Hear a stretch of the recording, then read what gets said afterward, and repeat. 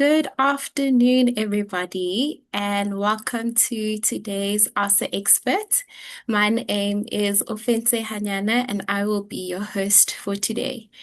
Today, we are joined by clinical neuropsychologist Cindy van Wyk, and we will be talking about the impact of trauma on the body and mind. And just to give you a brief explanation on who Cindy is. So, Cindy is a clinical neuropsychologist with a dual registration in both clinical psychology and neuropsychology. She completed her master's in psychology at the University of Johannesburg in 2011 with cum laude and completed her Masters of Arts in Neuropsychology at the University of Witwatersrand in 2013. She has a long-held passion for understanding the intricate neural underpinnings of human behavior and has a special interest in acquired brain injury and neurological illness, including stroke, epilepsy, genetic disorders, and traumatic brain injury. Welcome, Cindy. Thank you so much for joining us today. Thank you so much for having me. Sorry. So, tell us more about when we talk about trauma, what do you really mean and how can it show up in everyday life? So, when we're talking about trauma, we're not actually just talking about the event itself. A lot of time people talk about a traumatic event. What we're actually talking about is how our body and our brain respond to something traumatic. And in particular, what makes something traumatic is how overwhelming it is. So, trauma occurs when an experience exceeds our capacity to cope, especially if we feel helpless, unsafe, or alone. It's important to note that trauma is not defined by the severity of the event alone, but more about how it's processed internally. So, what traumatizes one person wouldn't necessarily traumatize another, and vice versa. And from a neurobiological perspective, it's more about how it disrupts the nervous system. So, instead of returning to that kind of rest and digest calm baseline, the body can remain stuck in that survival state, that fight, flight, freeze, or shut down. So, in a nutshell, trauma isn't always obvious, but it can often show up in subtle patterns, how we think, how we feel, how we respond to the world. And in day-to-day life, it can be being very easily startled or feeling constantly on edge, feeling very emotionally reactive or overwhelmed by even small stresses, avoidance, particularly of certain situations, but not necessarily with a full understanding why, and very much struggling to relax, even in safe environments, and feeling very disconnected from ourselves and from others. Hmm. Okay. And you're saying that can be different for everyone. They can have those types of symptoms, but it can show up differently for from one person to the next. Okay, Absolutely. I like that. And when people don't always recognize their experience as trauma, what are some of the signs that something has impacted them more deeply than they realize? Often people don't label their experiences as traumatic, especially if they compare them to other people. So they might not be giving themselves the space and the capacity to actually acknowledge what's happening. But as is the case with trauma consistently, even when the mind minimizes, the body will tell you the truth. So, some deeper indicators where we're kind of, this is perhaps impacted us more deeply than others, is if you have these persistent emotional triggers. So, very strong reactions to seemingly minor events. There's also what we call nervous system dysregulation. So, we kind of oscillate between this hyper arousal, this anxiety, this on the edge, and then this kind of nervousness towards a hypo arousal, which is more a numbness, more of a kind of detached nature. There's also repetitive patterns. So we continue to choose unhealthy relationships or unhealthy behaviors despite seeing what they do to us. The consistent feeling, difficulty of feeling safe either internally or with others. So we don't feel safe with ourselves and we don't trust others. And then there's the chronic shame or self-blame, especially from very early experiences. You see it a lot with children that have had early childhood traumatic experiences. They often blame themselves. If only I hadn't done that, if only I hadn't worn that, if only I hadn't said that. And the shame, where they don't actually talk about it because it feels so difficult to sit with. So a key concept from trauma research is that unresolved trauma often lives on as a kind of implicit memory. It's not explicit, it's not always there available to us, and it's not always a clear story, but it will come out. Mm. And speaking on that, so for example, someone goes through a car accident when they're 12 years old, and then they reach 28 and they start experiencing the symptoms that you mentioned earlier. Can trauma show up physically even years later? And what might that look like for someone? Absolutely. It's a wonderful question because people assume that trauma happens instantly after the event, and actually that's not true. A lot of research nowadays is showing that after a traumatic experience, it's only about 6 weeks later that we even start to kind of understand and perceive what has really happened. And if the trauma is extensive enough or consistent and chronic enough, you might be repressing it for years and years and years, and it might only show up much later, especially after another perhaps smaller traumatic event or continuous stress. So trauma is not just psychological. It is often and always physiological, often in that you might experience it that way, but it is always in our body. So when we stay in that kind of prolonged stress response, it affects multiple systems. So our nervous system, for instance, which operates our entire body, our brain and our brainstem and our spinal cord, when it becomes dysregulated, it can lead to things like chronic fatigue, chronic anxiety, a lot of physiological responses like somatic ones. So chronic pain, especially your neck, back, and shoulders, your gastrointestinal issues, headaches, migraines. We might struggle with disrupted sleep because our cortisol levels are elevated, our energy levels. It often contributes to a feeling of burnout. Also, because cortisol contributes to a weakened immune system, our immune functioning may decrease, and that increases our susceptibility to illness. So we might find that we are sick more often than not. And then there's the key hallmarks that we often see are a shutdown in functioning and dissociation, which is a core component of a lot of trauma. So even years later, the mind and the body might respond as if the threat is still present. And even if they haven't, the body is still processing in that way. So trauma is stored as a sensory body memory and not just a conscious recall. So even years later, it can come up. Mm-hmm. So you're saying even years later it can come up, and obviously you'll be showing signs of the symptoms that you just explained, and people around you will notice those symptoms, and maybe you'll explain to them that this and this happened to me in 2016, and someone will say, "Ugh, it's been such a long time, just move on." But Mm. why is healing from trauma not that simple? One of my most despised phrases is just move on. Mm. Because trauma is not simple and it's not just something you remember, it's something that your body continues to experience, your body and your mind. And if your mind is not consciously aware of it, your body will continue to experience it. So when they say just move on, they're assuming that it's purely cognitive. But Mm. actually, in reality, your amygdala, which plays a role in our fear sense, but also in threat detection, remains hyperactive. So it is constantly on the lookout for anything, and even things that are ambiguous, it will perceive as threatening. Our prefrontal cortex, often around logic, emotional, executive functioning, and regulation, it becomes less effective under stress. So people say, I can't make decisions, I'm feeling slower, there's like a fog. And our body continues to react automatically. So you might find if you walk up behind some people and you tap them on the shoulder, they jump out of their skin as opposed to just Mm. tapping someone else on the shoulder. And they just turn around. So even Yeah. if someone cognitively understands that they are safe, their body might still feel unsafe.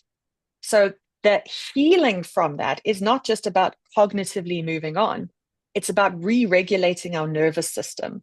And it's about processing that stored emotional and sensory experience, because people forget trauma is a sensory experience.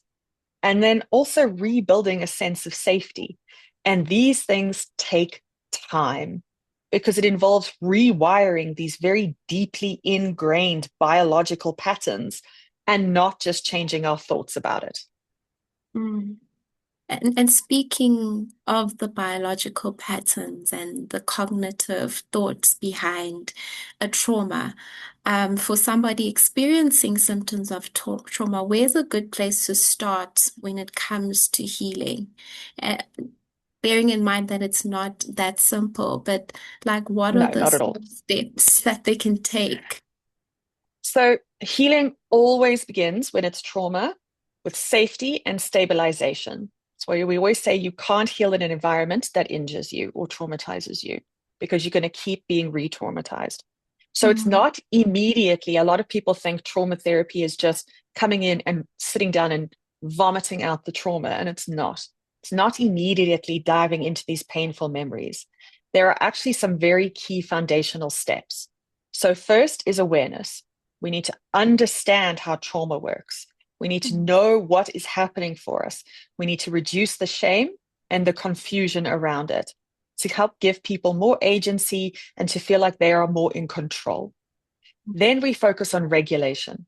We need to learn to down regulate our nervous system, move out of a sympathetic nervous system space, which is fight or flight, into a parasympathetic one, which is our rest and digest.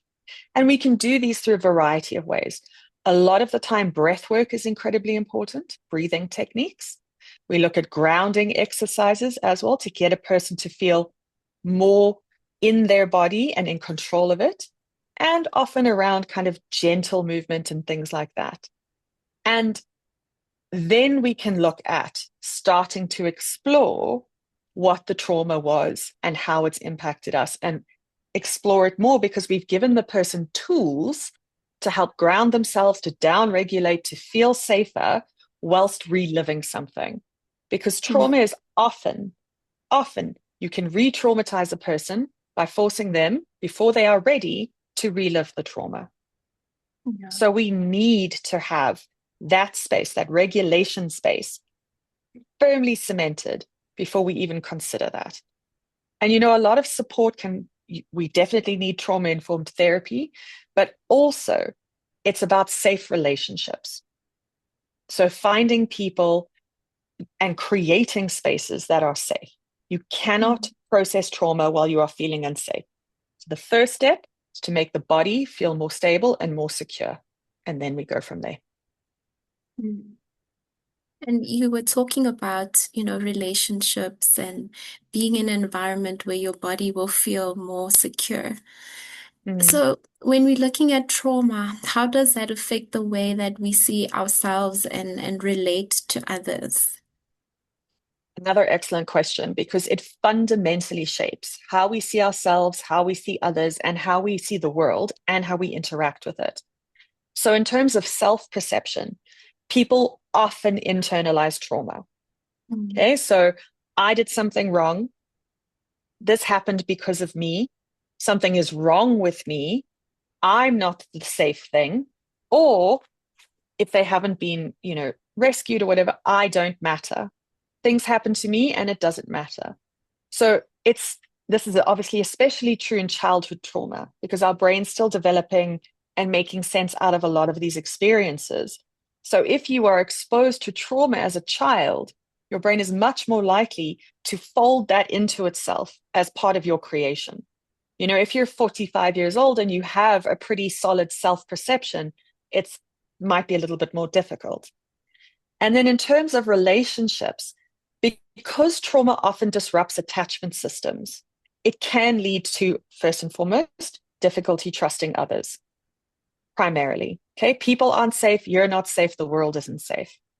A fear of vulnerability or closeness, so we don't want to open up, Because remember, with a lot of trauma, and especially if we're talking physical, mental, emotional, sexual trauma, the people closest to them have often harmed them. So there's a fear of being vulnerability or close.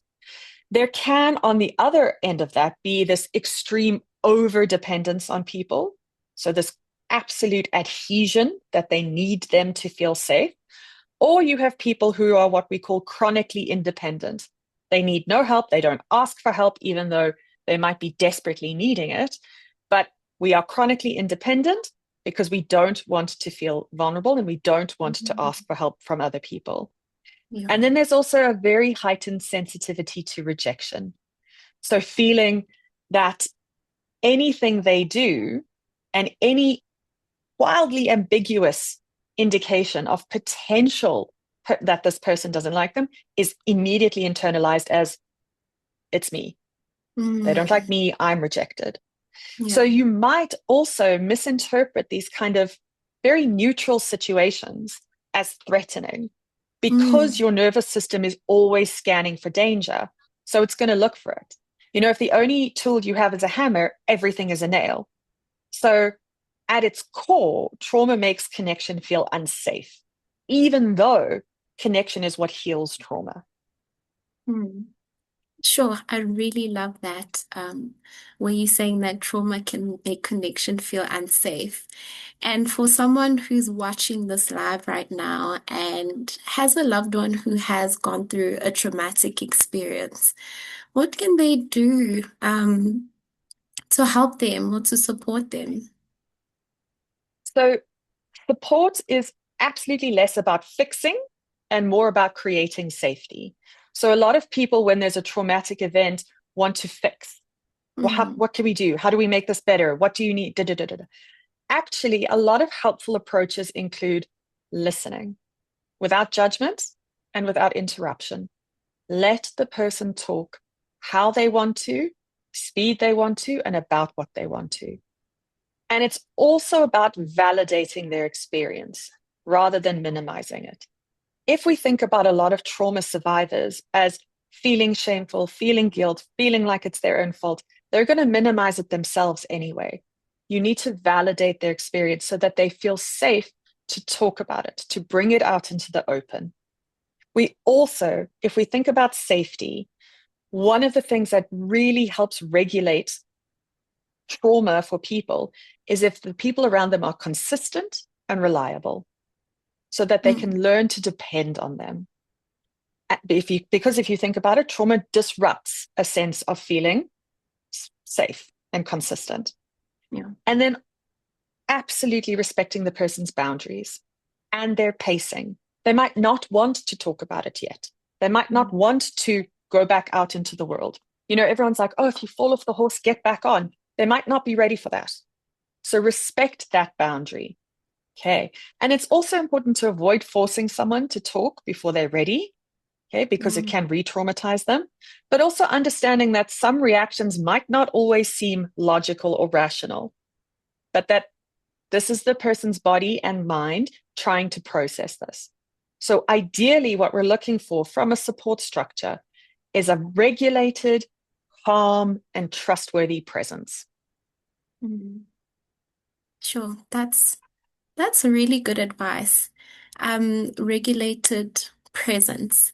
And for Mm. somebody who has experienced trauma, what kind of, or what are the small practical things that they can do on a daily basis to feel more in control or feel a little bit more calmer, calming the mind, calming the nervous system, Mm.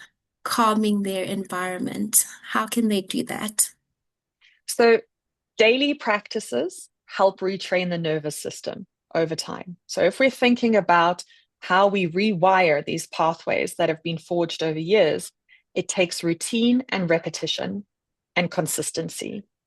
So, any person who experiences trauma, we're going to talk about the senses, okay? Because trauma is a sensory experience, we need to start with the senses. So, breathing, absolutely. There's a lot of breathing exercises out there. You can Google them, there are abundant ones, but especially an exhale, a slow exhale activates your parasympathetic or that calming system. Okay, slow, long exhale in particular. Movement also always helps. Movement helps release stored cortisol in our system, our stress hormone. Walking, stretching, yoga, it really does help release that stored tension. And then sensory tools. So depending on the person, a weighted blanket, calming music, some good incense or a candle, something that makes them feel like it is a favorite and has a good association with it. Also, Mm. things like if you are okay with heat, a warm bath, or if you prefer cool, maybe putting a fan or an aircon on. So anything that's going to, I often recommend when people are feeling dissociative or they're feeling overwhelmed, to cut a lemon up into quarters and to bite down on that, because it gives you that sensory thing that just kind of pulls you out of that dissociation and keeps you Mm. more grounded in the present. So we keep looking at things that help bring your attention back to the present moment and keep you out of flashbacks, ruminating, and thinking about it. You can also try some grounding exercises. So a lot of times people use 5 things I can see, 4 things you can feel, 3 things you can hear, 2 things you can smell, 1 thing you can taste. You Mm. can also, there's a variety of them as well, which are very easily found online. And they may seem incredibly simple, but they're very powerful because they work directly with the body and not just the mind. Mm. Those are very good practical steps, and they seem a lot more reachable. Breathing, movements, taking a warm bath, listening to music. I think that's something that any average person can do. So I really like those steps.